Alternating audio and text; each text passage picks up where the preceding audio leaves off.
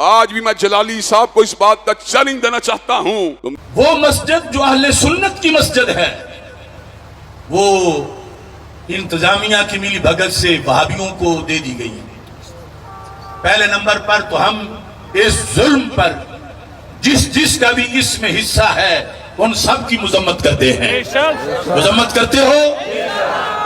اور دوسرا ہمارا یہ مطالبہ ہے کہ اہل سنت شریف ضرور ہیں مگر بے غیرت نہیں۔ جب مسجد اہل سنت کی ہے اسے کس لیے ایک دوسرے گندے فرقے کے سپرد کیا جا رہا ہے؟ اور پھر اس مسجد میں الصلاۃ والسلام علیکہ یا رسول اللہ صلی اللہ علیہ وسلم جو لکھا ہوا تھا اسے پھاڑا گیا ہے، اس کی توہین کی گئی ہے، مسجد کی توہین کی گئی ہے، اور اس کا جو سٹے لیا گیا تھا اہل سنت کی طرف سے ابھی وہ مدت باقی ہے اور اس کی بھی خلاف ورزی کی گئی ہے۔ اس لیے ہمارا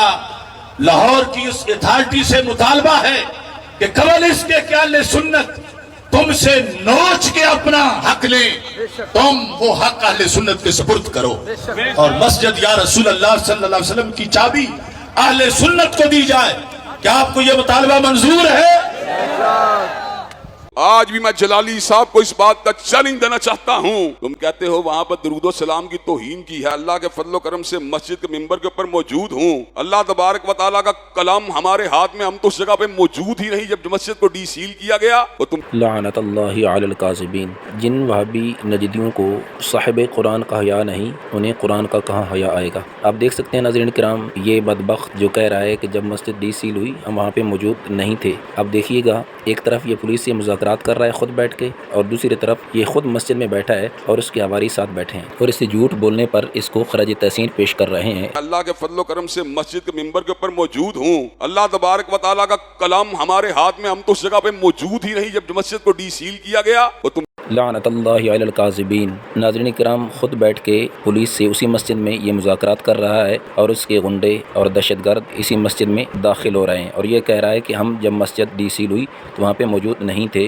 لعنت اللہ علی الکاذبین۔ پھر بھی ہمارے اوپر اس بات کی الزام لگانا چاہتے ہو، تعالوا ندعو ابنانا وابناکم ونسانا ونساکم وانفسنا وانفسکم ثم نبتہل فنجعل لعنت اللہ علی الکاذبین۔ اور جاؤ تم اپنے بیٹوں کو لے کے آؤ، ہم اپنے بیٹوں کو لے کے آتے ہیں، تم اپنی عورتوں کو لے کے آؤ، ہم اپنی عورتوں کو لے کے آتے ہیں، تم اپنی جانوں کو لے کے آؤ، اپنی جانوں کو لے کے آتے ہیں، ثم نبتہل فنجعل لعنت اللہ علی الکاذبین۔ پھر مبالغہ کرتے ہیں کہ جس نے درود و سلام کی توہین کی ہو، حضرات گرامی قدر تمہاری ذریت بھی آ جائے، تمہارے اگلے پچھلے بھی آ جائیں، اس بات کو ثابت نہیں کر سکتے۔ ناظرین کرام وہابی نجدی ہو، جھوٹا نہ ہو اور گستاخ نہ ہو اور آقا کریم علیہ السلام کے نام سے چڑھتا نہ ہو، یہ ہو نہیں سکتا۔ نیچے والی ویڈیو ان کی ہے جو مسجد میں قبضہ کرنے کے بعد انہوں نے ساری فلک سے پھاڑ کے معاذ اللہ اتار دی، اور اوپر والی فلک سے موجود ہیں جس میں کلمہ اسلام بھی لکھا آپ دیکھ رہے ہوں گے اور صلاۃ السلام بھی، جو کہ ان وہابیوں کا یہ عمل کبھی مبینہ طور پر توہین رسالت ہے۔ اور اسی طرح جامع مسجد یا رسول اللہ صلی اللہ علیہ وسلم والی فلک سے لگی تھی وہ بھی انہوں نے پھاڑ دی اور معاذ اللہ انہوں نے